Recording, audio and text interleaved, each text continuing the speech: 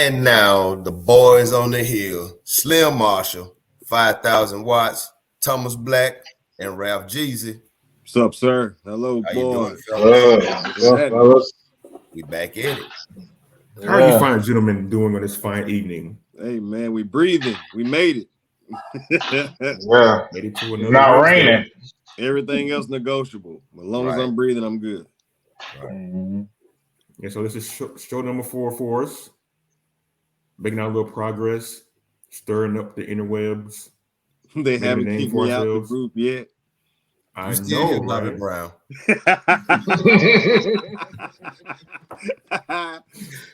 Right. Yeah, boys. So a big week ahead of us. Interesting week last week. A lot of games were played. Not a lot of them on television or streaming services. And this is going to lead us to our first topic, our main topic, a topic that we are very passionate about, and that is exposure. Now, the big news today in baseball was that Major League Baseball and the Players Association could not come to an agreement yet again. So that means another College 2 weeks baseball of the wins. regular season has been hacked off the calendar. So instead of 162, it's going to be like 148 or something like that. So this leads me to this question, boys. How can college baseball, in particular black college baseball, take advantage of Major League Baseball not being around for at least the first month of April?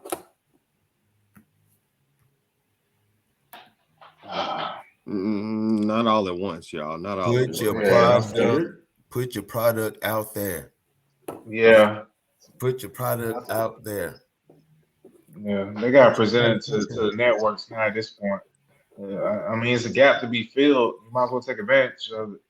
I don't want to have to look at Fox Sports or Fox News and sit there and watch more sitcoms or I Hate Chris or anything like that. So they should take advantage of the opportunity.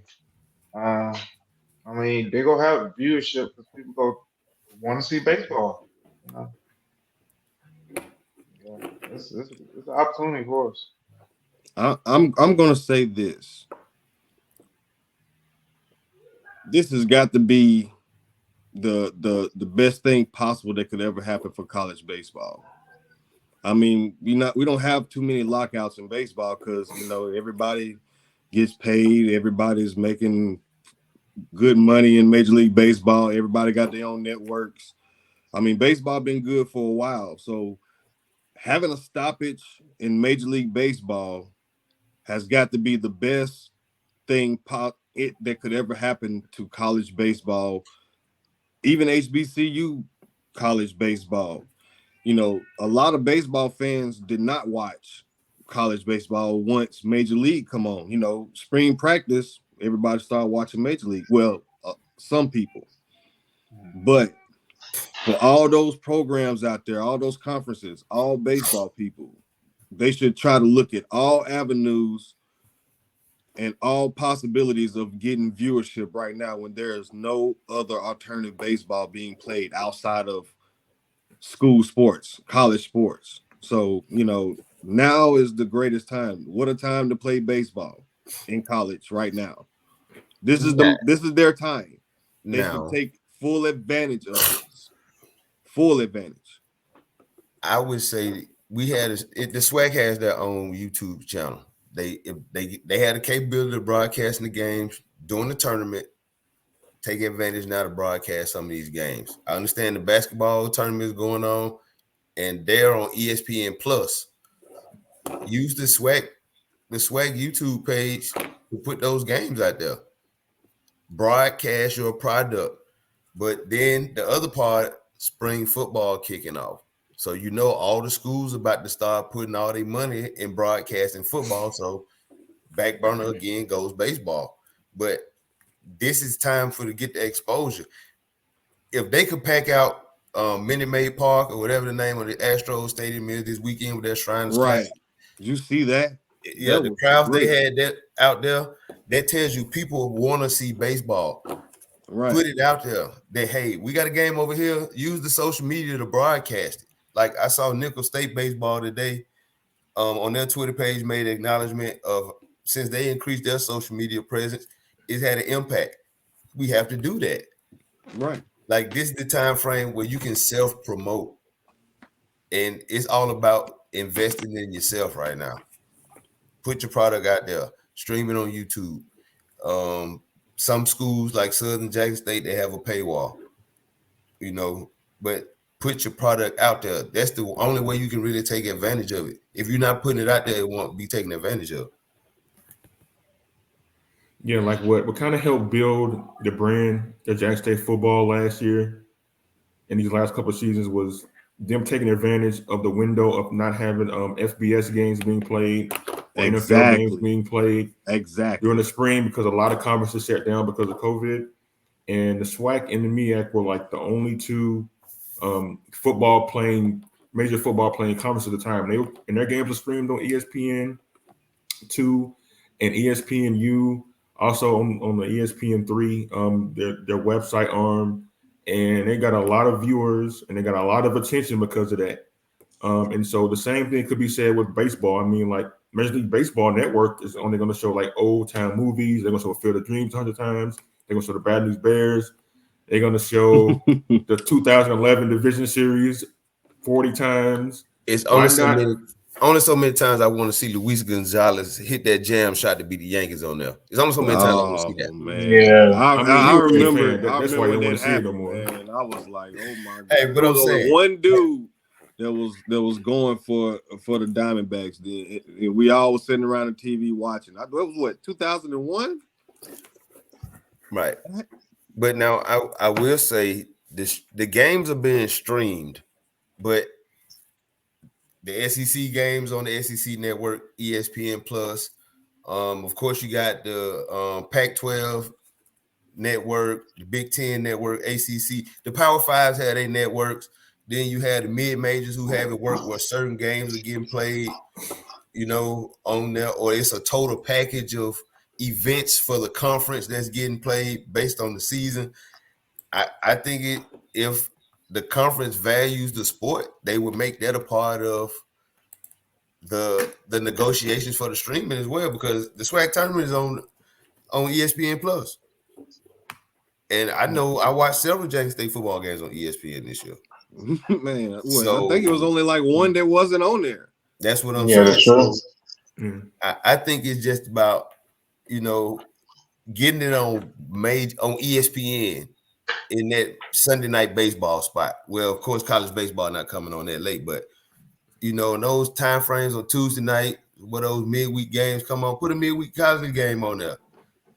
I don't care if it's SEC or whatever it is, put it on. Right. Let's get it out there on TV. Those weekend games on Saturday on Fox, put a college game on.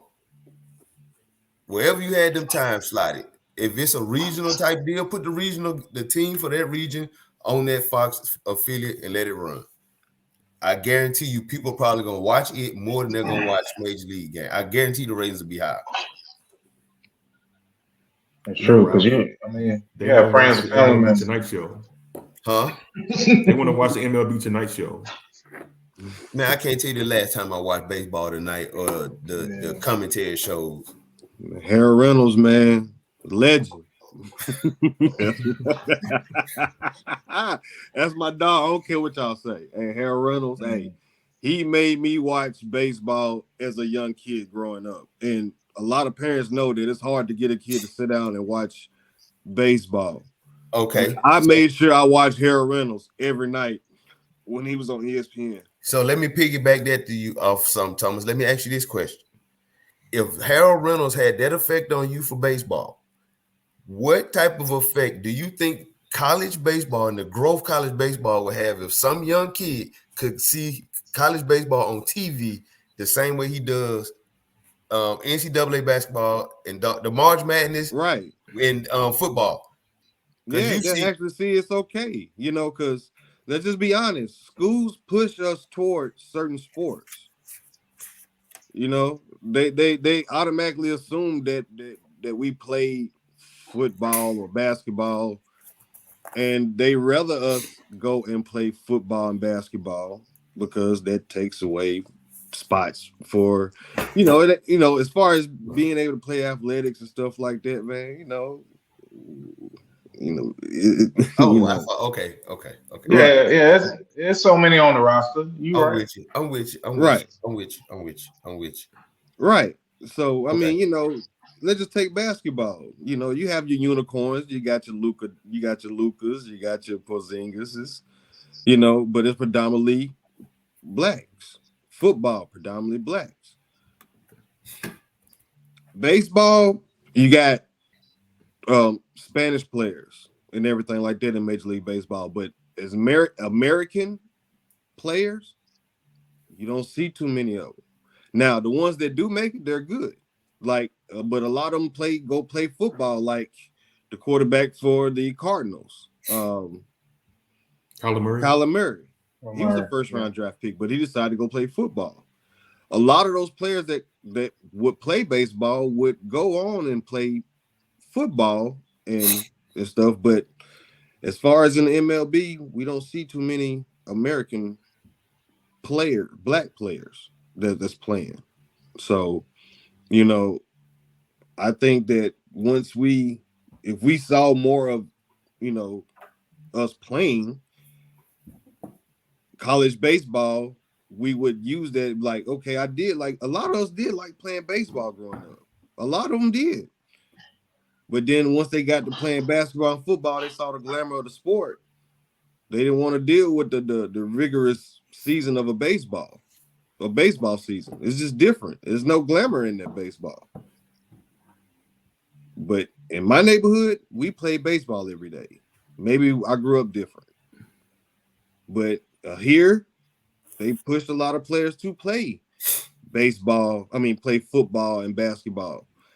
They didn't really care too much to play baseball around here. So, I don't know how it was in the Delta or out there in Atlanta. It was more black people in your areas than was mine. We didn't really play baseball that much around here. We did in my era. We played a lot of baseball, but after that, you don't really see too many kids playing baseball in the neighborhoods and stuff. It's really not in my area. Yeah, I totally agree, man. Because you gotta think about it. These kids today, they don't have the opportunity to see Tony Gwynn or Kirby Puckett or Fred McGriff or even Ken Griffey, man. You look at the era of baseball that we grew up on watching on TV, man. There was some Barry Bonds. Come on now, We didn't have a language barrier. True. Yeah, but I guess like the overall arching point to this is like there's opportunity for black college baseball programs to promote their programs, to expose more kids, not only just the game, but to their schools too.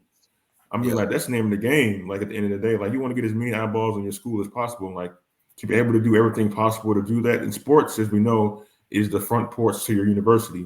So any opportunity you can have to like show that, display that on television or on streaming services or on social media, you have to do it because it will pay dividends in the end. Good topic, guys. Good conversation. Going to transition now to current players who we've highlighted over these last couple of weeks in current programs. This past weekend was a lot better for a lot of baseball programs than it was last week. Yes, hand claps all around. Thomas clapping. Yeah, you're right. It was a good weekend. Yeah, it was much better. Yeah, I mean, Why like you clapping, Thomas? Hey man, you gotta fight back, man. Can't have consistency. Agree. You do fight back. You know what I mean? If you're gonna be consistent, if you be consistently bad, at least we know what we got. But be consistent.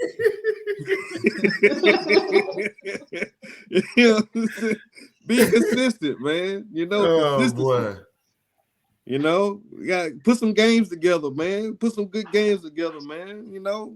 Good pitching, get some good games together and see what happens. Yeah,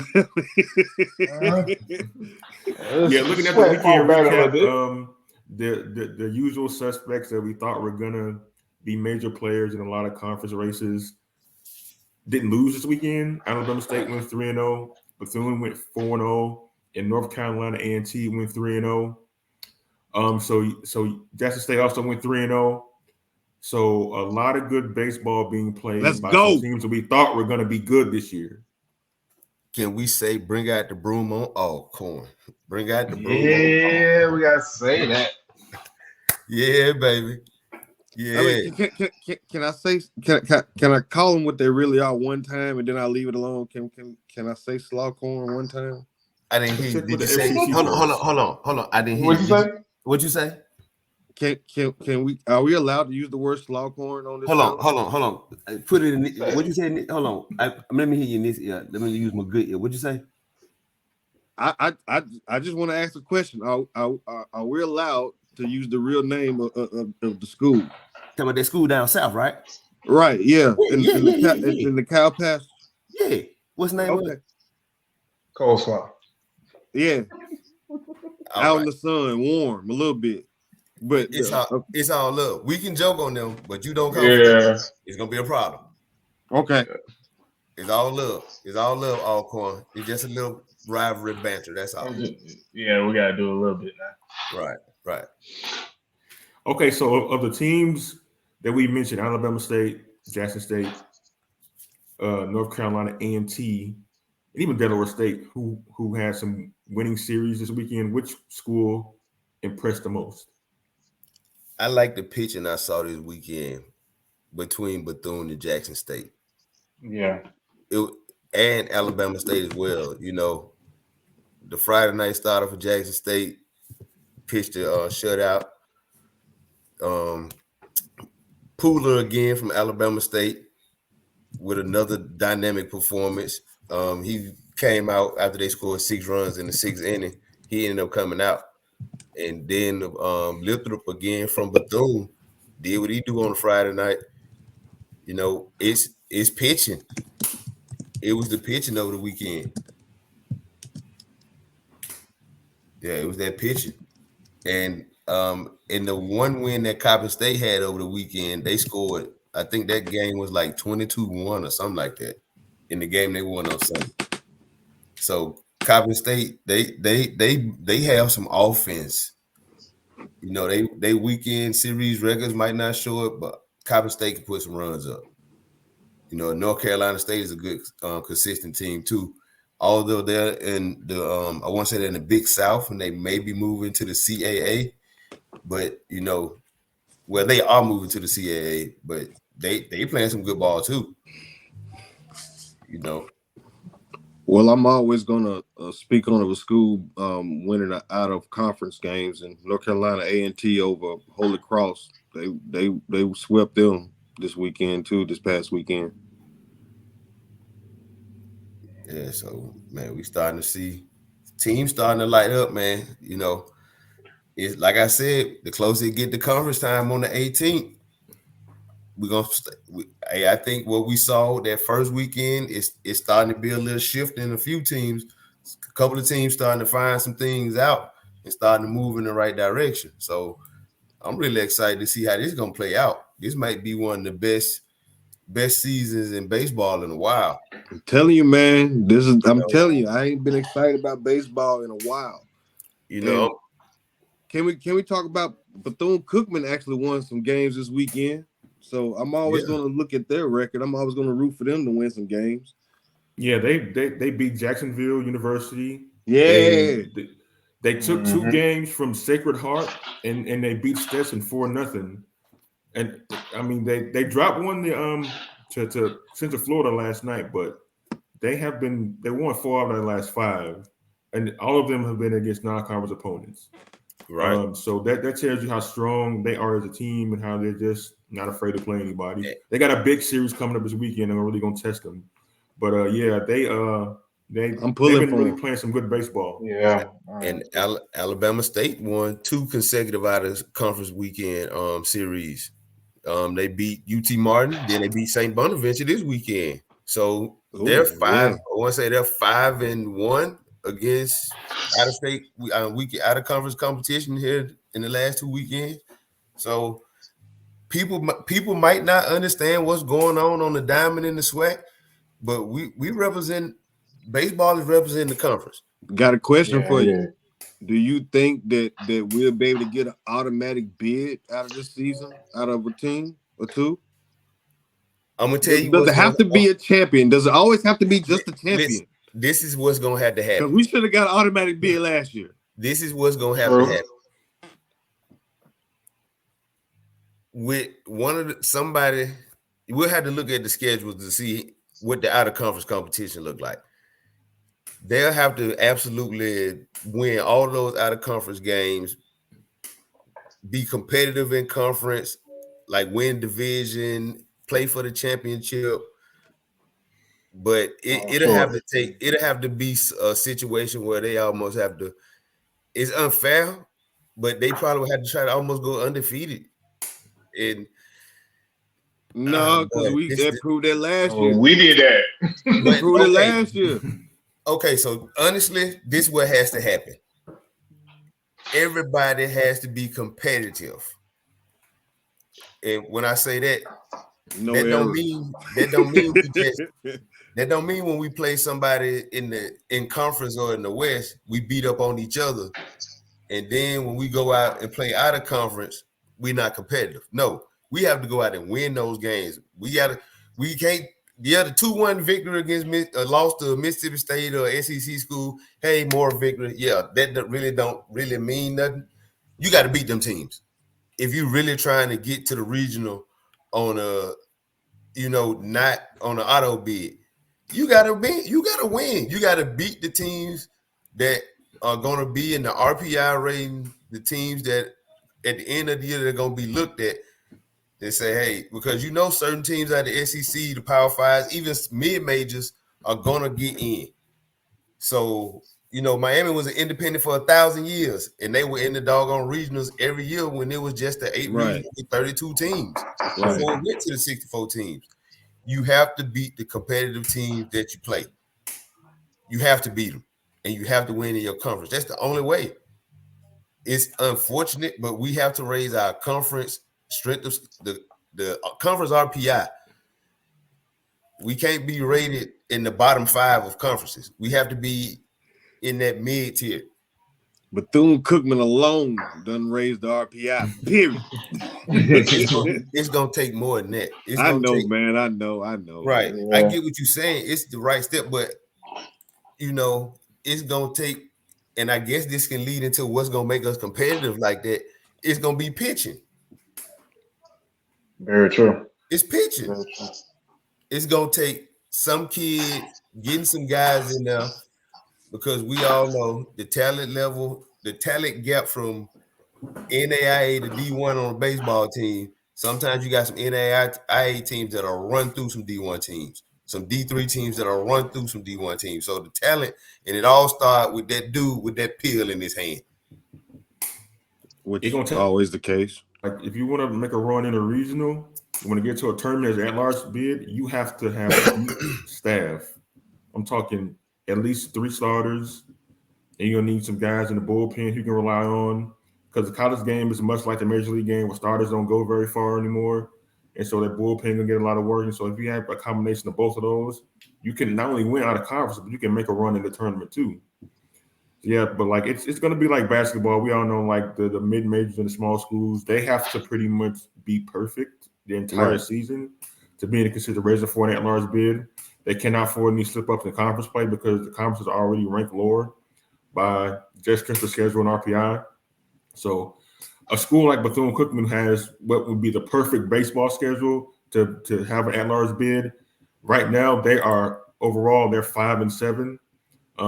If they can somehow win their series the weekend against LSU, or at least win one game, that'll boost them up a little bit. But they got to be competitive in those games as well as other schools in the conference, because it's all about how schools look. It's all about reputation. Like a lot of these voters, a lot of these evaluators for schools, they're not watching us right like that. They're not watching the MEAC like that.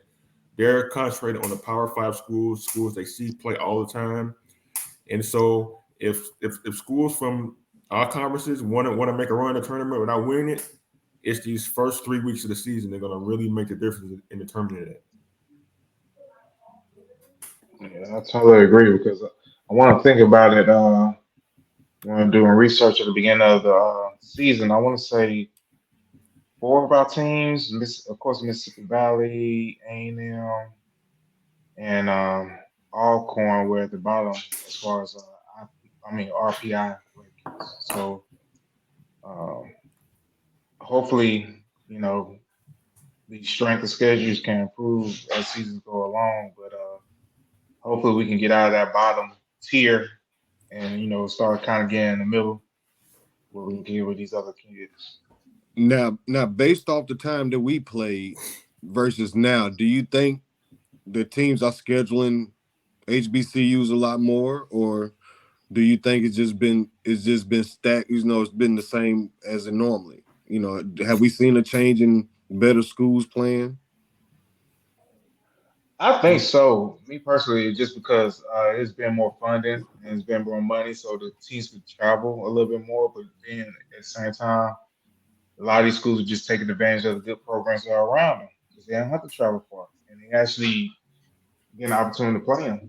You know, uh, you remember when we were playing Mississippi State? We was happy to go play them, but at the same time, shoot, I want to try to get Mississippi. I want to get Southern Miss and Ole Miss. I wish we had them on the schedule. Yeah. Right. Yeah, and like it's about relationships in baseball. So you go out, you compete, people respect you, they'll play you. It's about you gotta win. That's the only way we can raise it up. We gotta win. Point blank, cut dry. That's the bottom line. Like seriously, bro. Like, and with the scheduling, Thomas, they're always gonna play the SEC schools. Depending on Houston, the Texas teams are gonna play one of those major Texas teams out there always. LSU and Southern gonna play every year, and of course, Fam with Florida State, Bethune, Florida State. So they're gonna play the teams. We got to beat them, and not beat them once every 8-9 years. The word consistency. Right, consistently. Yeah, word of the day.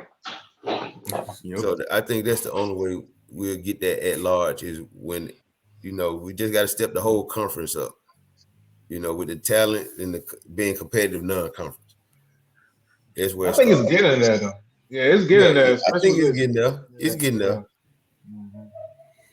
Yeah, the schedule a little bit better and competition a little bit better, and the depth of talent across the leagues are getting a little bit better too, which kind of can close that gap between teams at our level and some of those mid-majors and Power 5 schools. We're going to talk about some of that talent that showed out this weekend, both on the mound, at the plate, with our Boys on the Hill Players of the Week, pitchers and hitters. We got a Mississippi Valley State player. I don't care what you say. I'm going with the stash. He's my player of the week. The stash, yeah. Stash. He said he's going with the stash. Yeah. That is a nice mustache there by Mr. Vasquez. It is. It is. Yeah, Mr. Vasquez hit 643 this weekend. That man smashing this week. 4 runs scored, 8 RBIs for Texas Southern.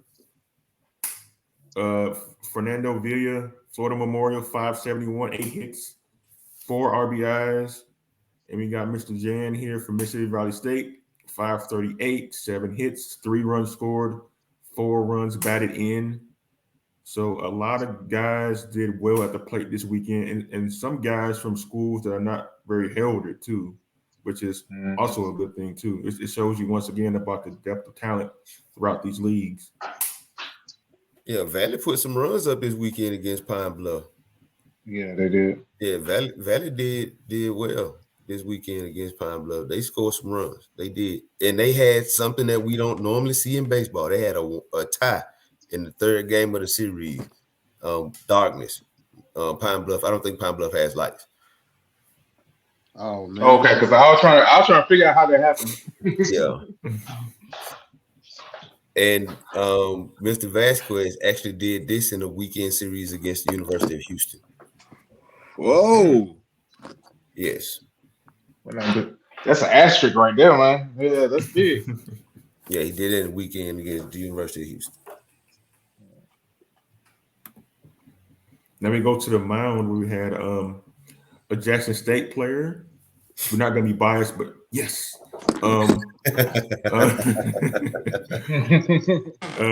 Mr. Juan Mulanda, he went a complete game, 9 innings, 11 strikeouts, no earned runs, 1 walk. Man, I'm talking about he saved a lot of arms. Yes. Yeah, he did.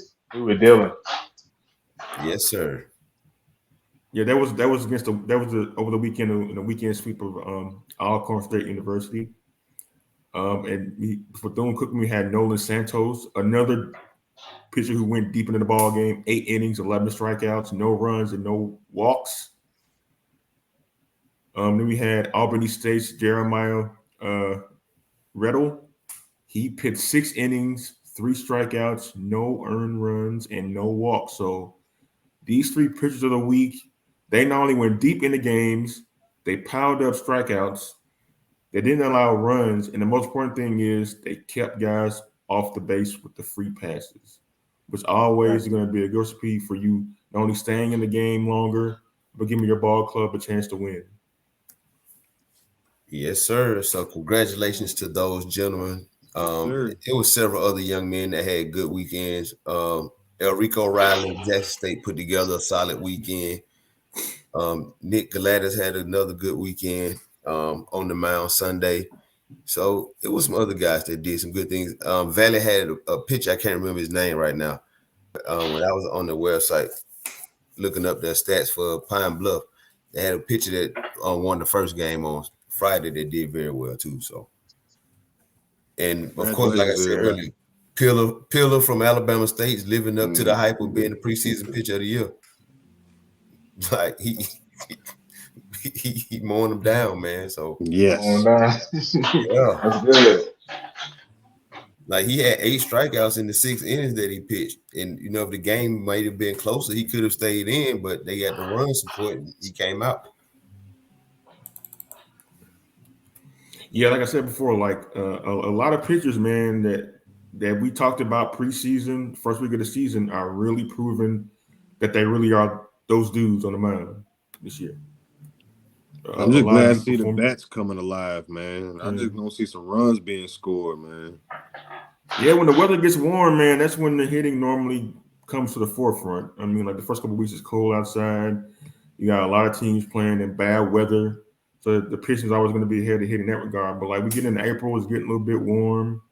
It's going to change around pretty quickly.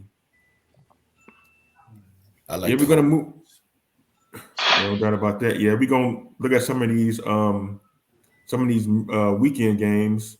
A lot of good contests so far that's coming up for the weekend. I'm telling the people out there, man, look at these games, man. You can find a whole lot of games that's watchable. I'm telling you. Yeah, jam-packed with a lot of good matchups. Some are highlighted as the ones we think are going to be kind of the games to kind of stand out during the weekend. But like you can go up and down the schedule and find any game, any series that is going to be a good one. I just tell everybody follow Bethune-Cookman. Look at their schedule. Who they playing this weekend? LSU. LSU, yeah, man. It's going to be a 3-game series at LSU. It should be a real test for them to see where they're at. But the way they've been playing this season, that game is sure the series is going to be competitive. Right. Then you have Southern playing Texas State, and if I'm correct, Texas State ranked in the top 25, right? Yeah, you're right. Number 17. Yeah, and Eastern Illinois playing Alabama A&M. They just played Grambling last weekend, so interested to see how Alabama A&M do against Eastern Illinois. Yeah, I encourage everybody, man. If HBCU team come to your town, go check them out. Definitely check them out. Show support. Ain't no baseball on TV. It might be, yeah. That's a point too. I want to see A&T take out them 2 teams this weekend. They play 2 different teams on separate days. I want to see what they would do against Creighton. Creighton and Nebraska, Omaha. Should be some good baseball. It should be. Coppin State should be in a good series with University of Albany this weekend as well. Like I tell you, man, it's just all over the board, man. It's like you don't find bad games. I'm telling you. Now, how the games might turn out, that we can't predict that. We're gonna try, but on paper, these are great games, man. That's true. Right. One last thing, I definitely want to get a shout out to we gotta get a shout out to Jackson State going to play in UAPB. If y'all ain't know, UAPB has a new complex, the Torrey Hunter complex, like state of the art. I've been looking at it. I just been trying to find a reason to go to Arkansas Pine Bluff to go check it out myself. But they have a new baseball park, and they basically just giving everybody a tour. I think they have almost like 45 to 50 games. The majority of them at home. Yeah, that's nice. That's good. I'm gonna have to check that out. Yeah. Shoot, they've been having Torrey Hunter on the shrine forever down there, boy. Yeah, they have. Did Torrey Hunter even go to UAPB for college? I don't think so. No, he just from Pine Bluff. He from Pine Bluff. Didn't they have him painted on the green wall out there? What green wall? We played them at a rec park.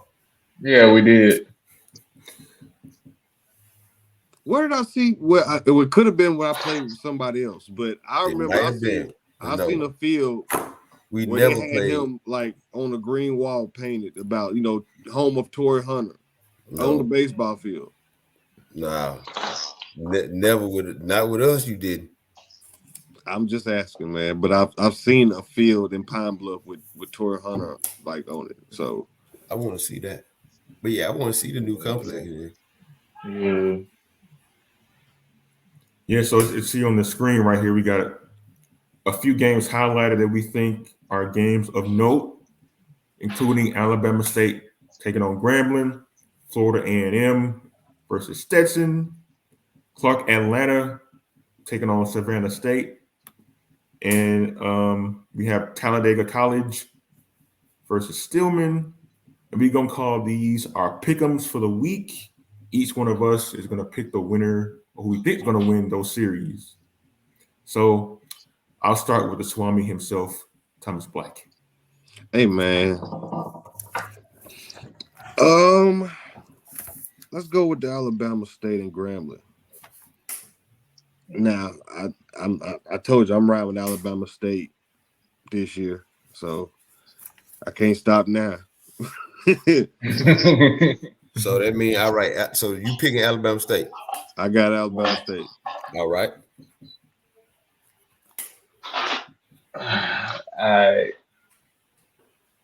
I like your pick, bro. I like your pick, Thomas Black. The only thing is that Grambling has been struggling, and for some strange reason, I'm getting a notion that they probably go snap. Everything gonna start clicking. So I'm gonna be a gambler and go with Grambling this weekend. I'm gonna go with Grambling. Right. Yeah, I'm gonna go with Grambling. Hope they get it right. You've been talking to Trey White. That's what you've been doing. Shout out to Trey White, Trey Weezy. What's happening, sir? Right. The strongest man I know. Strongest man. Man, that man swung strong. All right. Man, this is a tough one. What you got, Jesus? I'm trying to see, man. I'm gonna go with Alabama State this week. I'm gonna go with Alabama State in this one. Who you got, Slam? Oh boy, the Hornets or the Tigers. Alabama State has the better team. They got the deeper pitching staff. My only concern would be their bullpen, but Grambling these last few weeks after the first week of the season, after beating FAMU in that opening series, they haven't played very well. I think it's going to continue, so I'm picking Alabama State in this one. All right.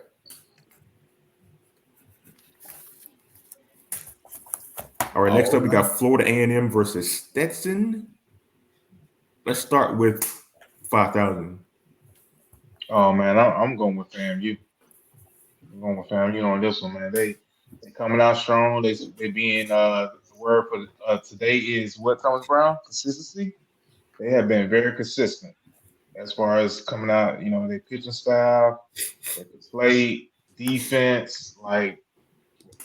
So yeah, I'm gonna go with FAMU on this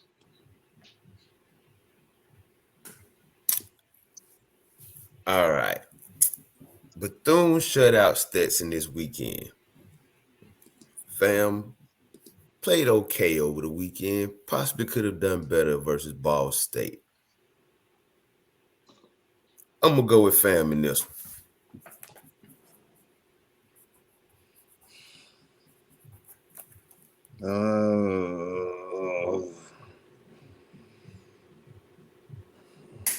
Man, Stetson on a 2-game winning streak.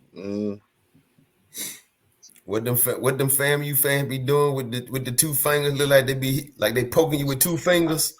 What they be doing? one. I think they're supposed to be like fangs or whatever. I know, Yeah, I know, I don't know. I know it's supposed to be fangs, but like poking somebody. yeah. Poke somebody It's eye supposed to out. be a rattler striking you. A strike. Well, we need them to strike Stetson so my pick can hit. Yeah, exactly.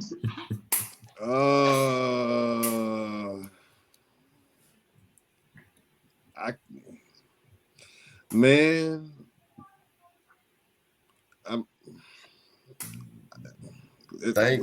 Think wrong. Man, Sam, you can hit though.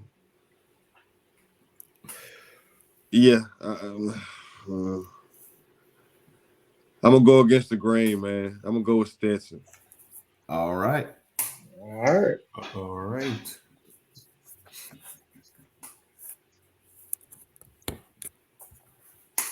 I think I'm going with Florida A&M because watching Stetson play against Bethune-Cookman, and we know Bethune-Cookman is a really good team, and Florida A&M seems to be developing into a good team and a really good team too. And so, if Bethune-Cookman can beat Stetson, I think Florida A&M can do as well. So I'm picking the Rattlers in this one. Well, all right now. Yeah, there we go. Whew.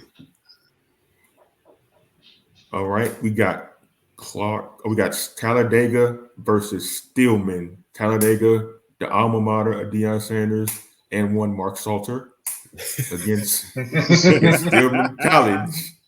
Shout out Coach Salt. No. Oh man. I follow Stillman a lot on Twitter. They've been playing some decent ball. I'm gonna go with Stillman this week. I'm gonna go with Stillman.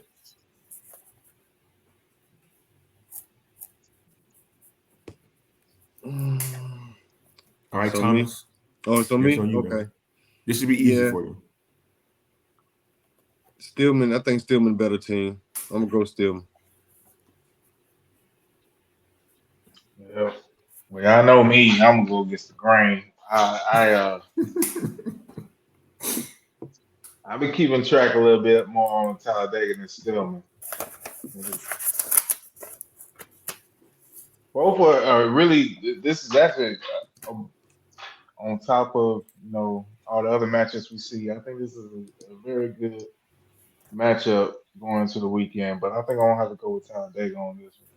Not because they at least 500, but just because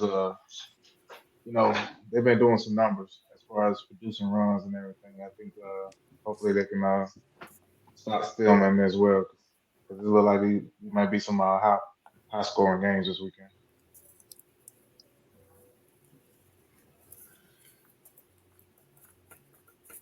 Ralph, who you got, man?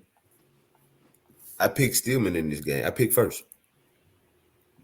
Oh, it's on me now. Okay. Yeah, it's on you. It's on me now. Okay.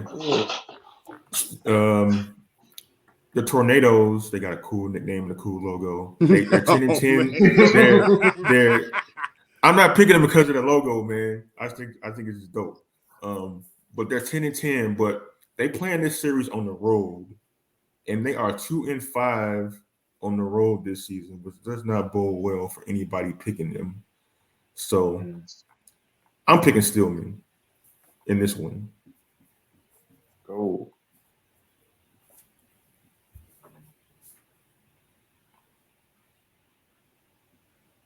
All right. This is gonna be interesting right here. Yeah, it is.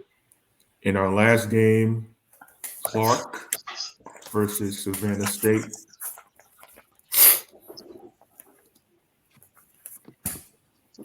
We'll start with Watts this time. Who you got, Watts?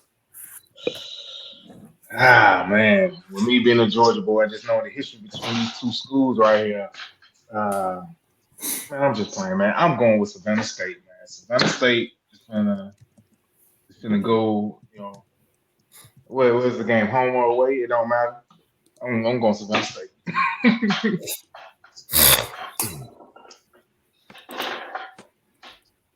Thomas?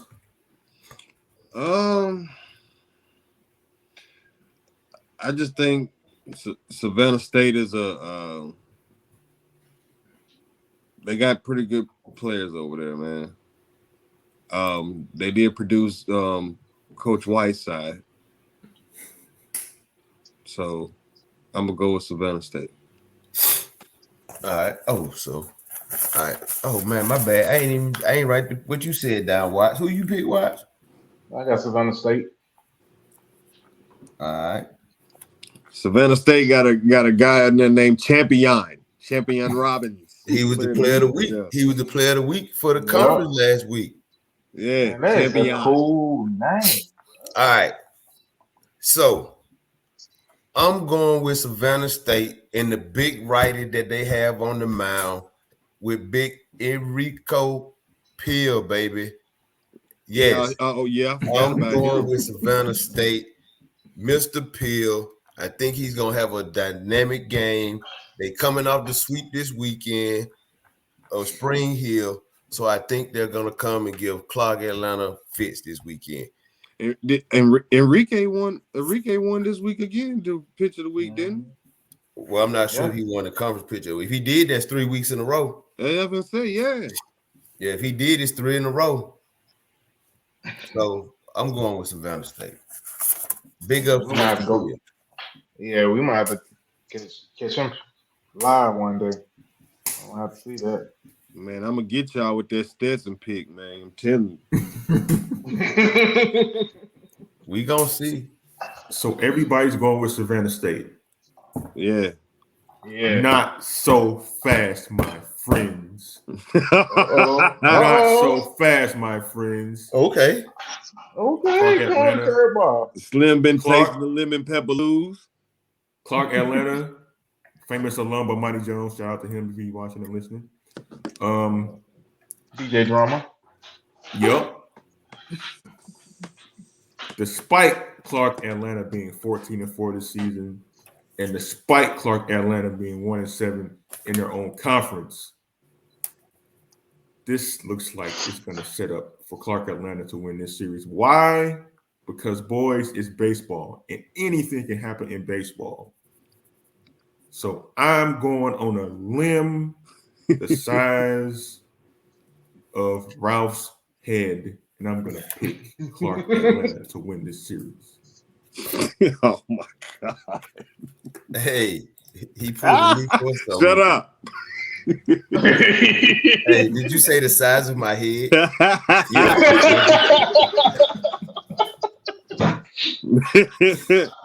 Oh, they going to Seaport too. Where they going to Seaport? Oh, they playing Savannah.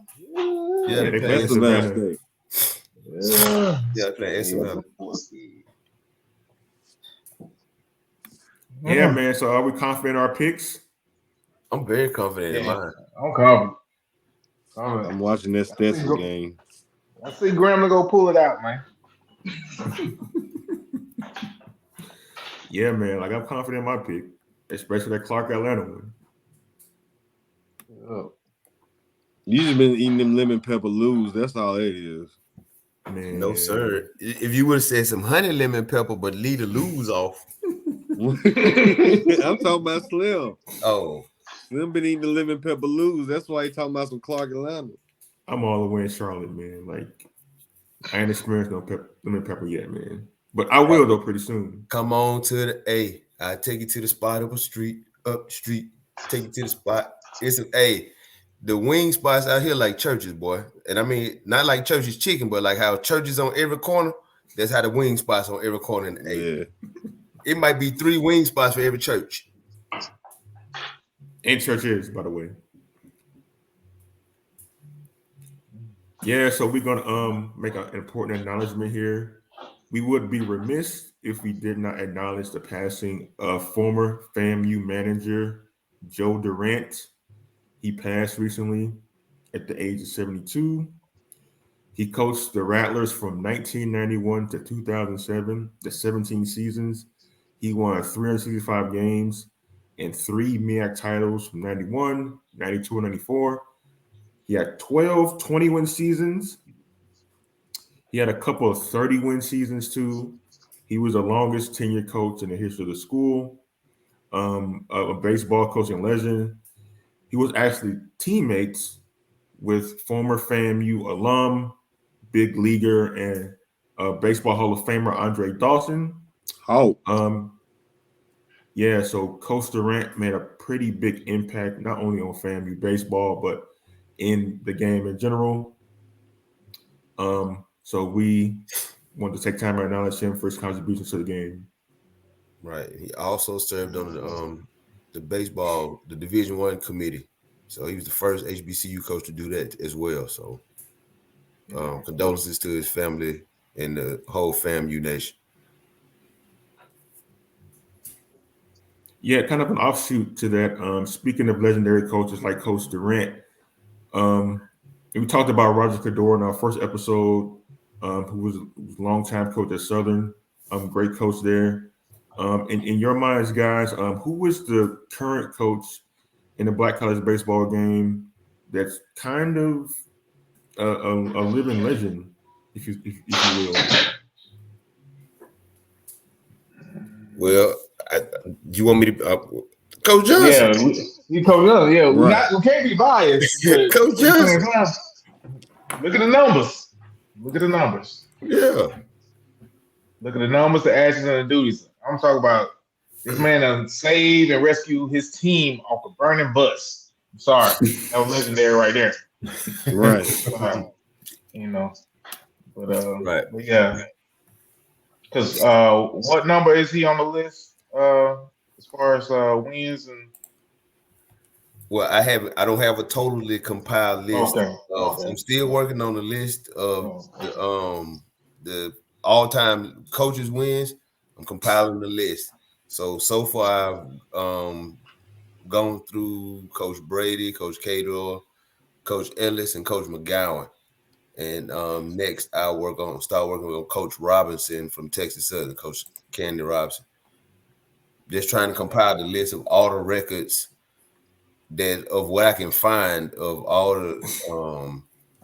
the coaching records, so we can have an actual list of the all-time coaching records to see where coaches stacked in the SWAC history. So that'll come at some point on the show. Yeah. Perfect. So our listeners, y'all make sure y'all we really being some sports analysts because the data is not available. So we on the back end trying to collect all this information so we can provide it for you. But I definitely appreciate that, Jeezy, for doing that. I'm a math guy, so yeah, just go for it. This is what I do. So I just hope people just really understand what's going on and what they're witnessing. Like for real. Like Coach Johnson's put in a lot of work and it's a lot of wins piling up. And it don't seem like he's been there that long. He's been there 15 years. Going into the season, he had 481 wins. He's won 30 or more games 8 of the last 9 years. Every year except one season. So except for 2020, which was the COVID year. So he's won 30 games every year except the COVID year and one other season. In 2011. Yeah, so it's been consistent. Now y'all gonna make me want to go and research to see which programs have the longest winning records and things. I can go down the whole deep. I love the data, and I want to put it out there so people can see it. Because I'm gonna go ahead and tell you this. The top 4 coaches and wins in the SWAC in no particular order from what I found so far is Coach McGowan from Alcorn, Coach Ellis, Coach Brady, and Coach Cordor in just games won. You know, that's what I found. Okay. So and how many years you think they average coaching between them? Right. Yeah. Right. 20 25 plus. Yeah. 20 plus, Do you hear me though? 22, 23, like somewhere in there. So just imagine if they're on the same pace they are now, and Coach Johnson reaches the 20, 25-year mark. Who are we talking about here, man? If he stays on the pace that he's at, you said for 25 seasons, if he wins 30 games a year for 25 that's 10 seasons, more years. That's be about 700, 750, something like that. No. They'll put him in like top 3. They'll put him in that range with Brady, Cato, put him in that type of area. But we still have some good young coaches, like Coach Crenshaw at Southern is a good coach. You know, Coach Hernandez at Bethune is a good coach. It's all about are they gonna stick around and be consistent? Because winning those number of games takes consistency. Right. You know, like Mike Martin to win 40 games for 40 seasons, we ain't gonna see that no more. No. Like, you know how consistent you have to be to do that? And that's what you're saying. Like, people seeing it. I think when people were seeing Coach Brady and Coach Cato doing their thing, they didn't really understand how great it was in the moment and really appreciate it. And we all like that because, like, in the moment, we really didn't appreciate some of the experiences we got until we got older. But again, it always comes back to if you're promoting it and putting it out there, people know. Sure. People know. Like, coaches about to win 500 games. Have you seen any mention of that anywhere outside of us? Right. You have maybe after he reaches, you probably see a newscast, 2-minute newscast. And we would have had a countdown marker on the field on social media. After every game would have been a ticker ticking down. Bam. Now we had one. They had one in my JUCO. My coach, they had one countdown for his 1,000. He won 1,000 games. I'm talking about he coached forever, man. This dude was like 100 years old out there, bro. But they had a ticker on the fence as well for him. Yeah, man, we got to acknowledge greatness when we see it, and a coach winning 500 games at any level is amazing, especially at this level. Yeah, that speaks volumes not on his consistency, but the level of talent he's able to bring in, and not only bring in, but like develop, because you can't just have anybody out there trying to win games and trying to coach and not being able to develop your talent. So that speaks to recruiting and talent development more importantly. We're going to transition to our favorite show segment. I like to end it off each week with a story from our past, the clean versions, of course, of our stories. So we're going to start with Thomas Black this time to give us his best baseball /life /college /hotel story he has. Why we gotta keep going back to the hotel story? Okay. Since it was legendary, man.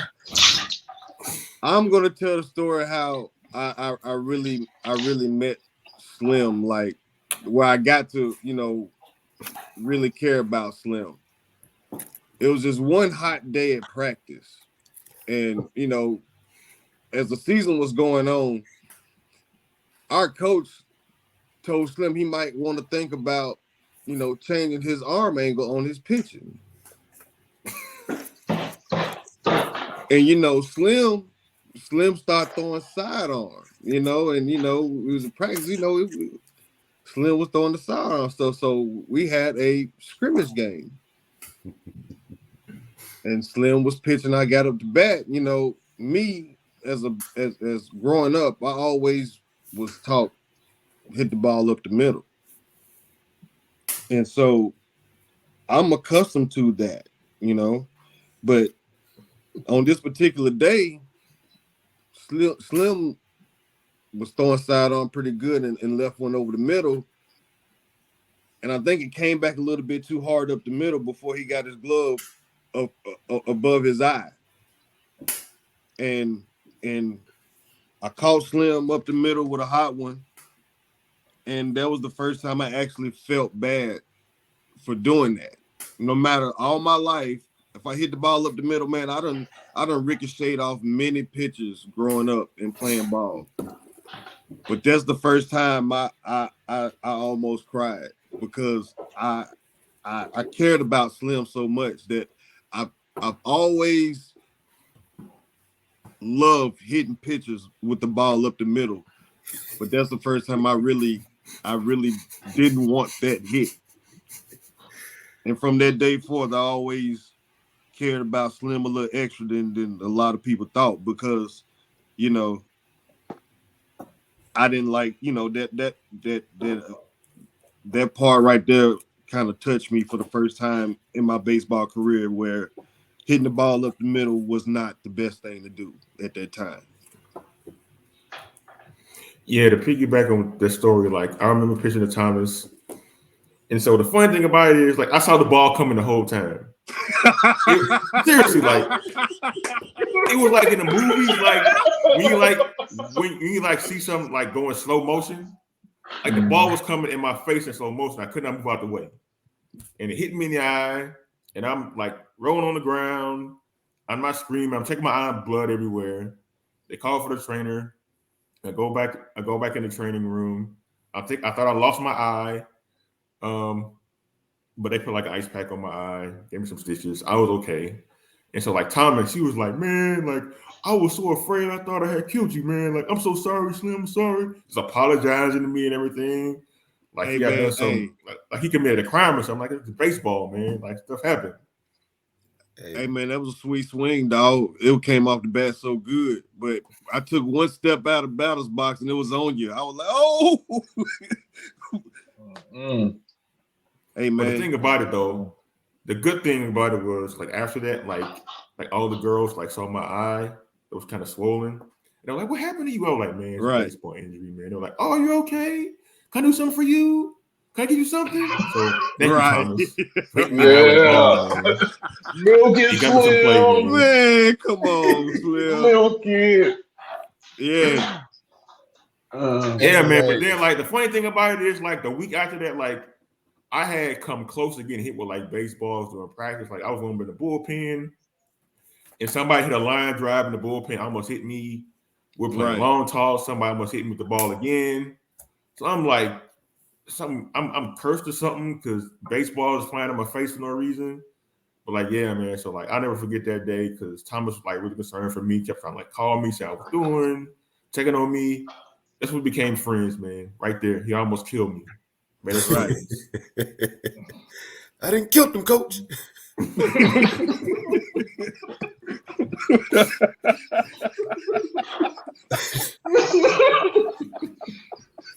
Come on, big man. Oh man. Man, we not laughing at you getting hit. It was just the whole reaction. It was just like, oh God, he didn't kill him. Come on, get out there and check on the big man. Come on, y'all, get out there and check.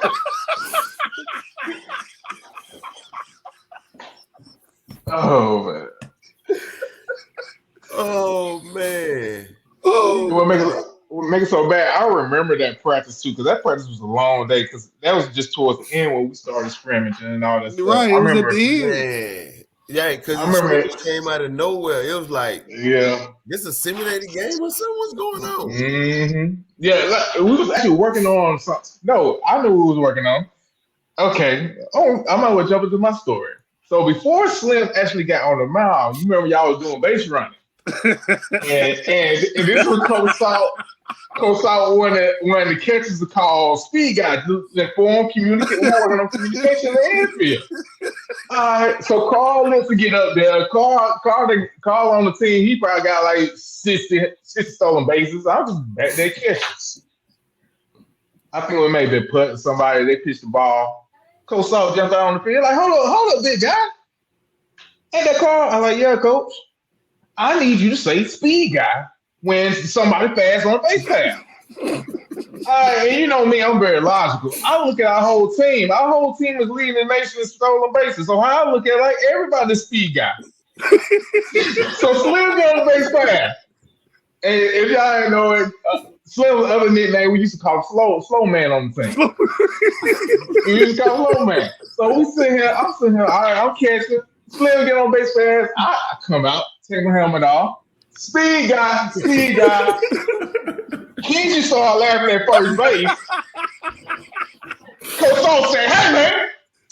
It was yelling at me outside the plate. I was just like, man, what? Like what?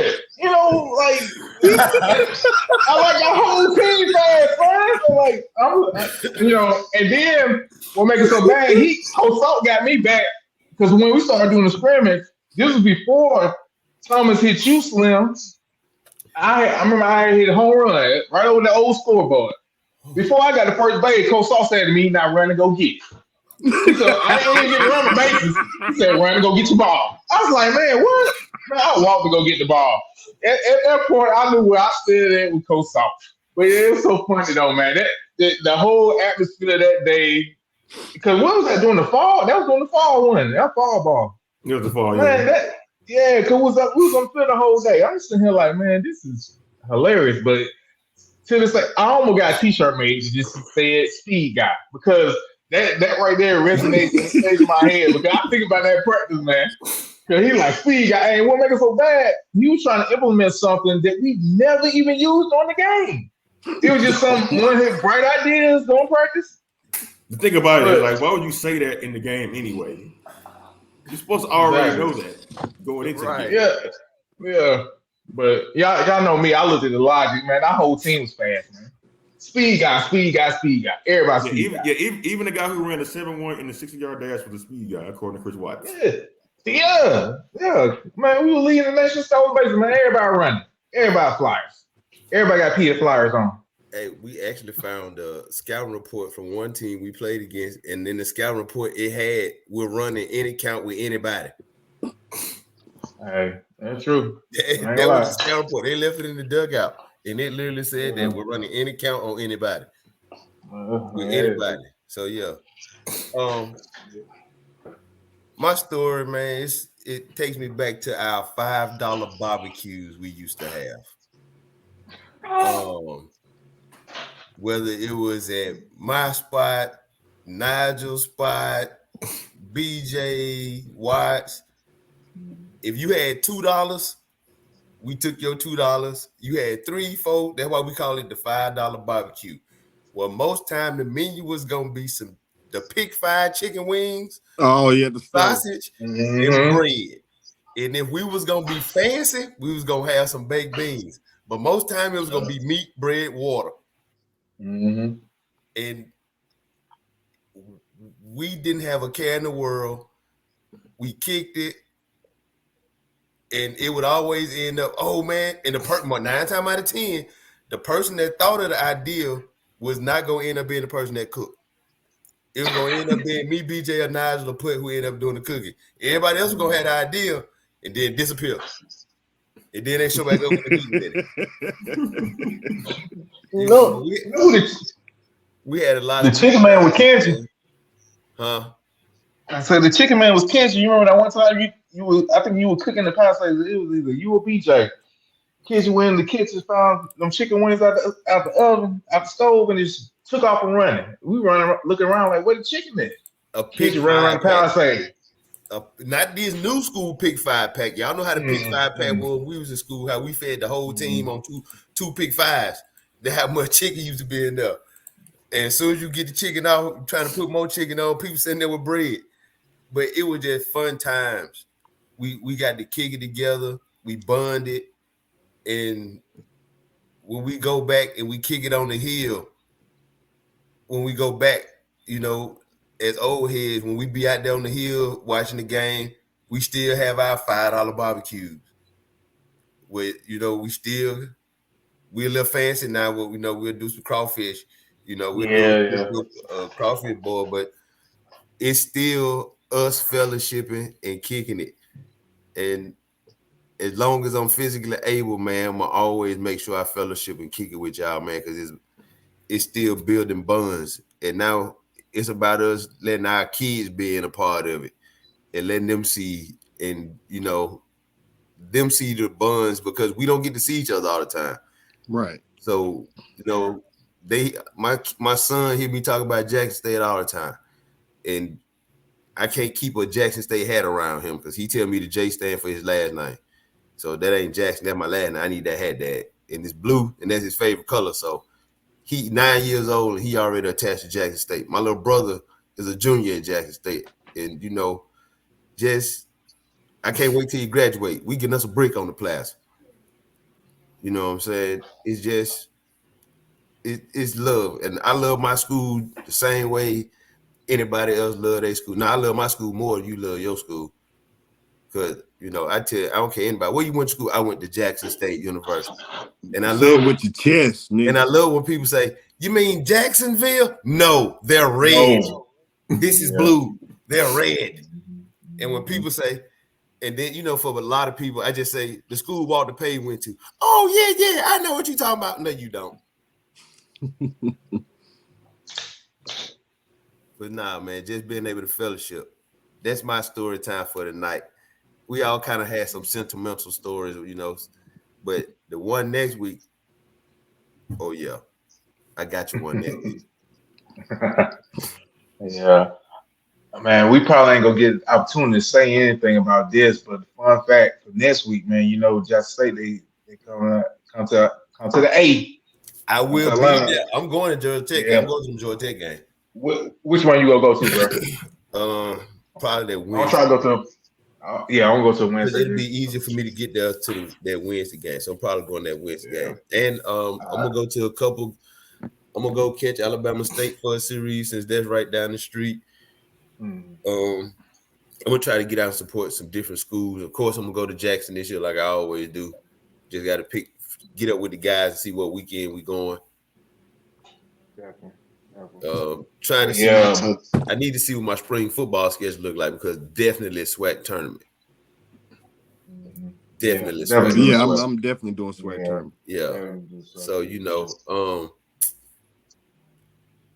I really want to get down to Florida. I want to get down to Florida. I do. I want to get down there when they play when Fam and Bethune play. I'm not gonna lie. I'm interested in seeing Jackson State, because Jackson State and Fam open and Bethune opens conference play. Yeah, that is true. 2 weeks. There's gonna be some big series right there, boys. No, that's next weekend. Oh, it sure is. That's next weekend. Yeah, they play Bethune. So we got conference opening next week, so should be an exciting show, y'all. Oh yeah, the Jack boys, they on the road. They gonna be in Atlanta, then they going straight down to Florida. Yeah, that sounds like a spring break road. That sounds like a spring break trip. Yeah, it do. Yeah, we be in some problems then, bro. Imagine we came to Atlanta. I will be reporting live from Honolulu, Waikiki Beach. Hawaii. All right. He said reporting live from parts unknown. But yeah, guys, but good show tonight. Like the video, share the video, subscribe to the video, tell us what you think. Yeah. Follow us on Twitter, the word, Instagram, Facebook. Be on the lookout. Be on the lookout next week. I'm gonna work to see if we can't get us a guest for next week's show. All right. Yeah. I'm gonna work on getting us what. We'll talk offline, but I'm gonna work on getting us. I'm getting the clearance for the interview for next week. Let's go. So I'm in the process of working on that clearance. So hopefully we can have that guest on, our first guest, heading into conference play. I'm getting that box in the back, that box in the background, that wrap it up beatbox. Wrap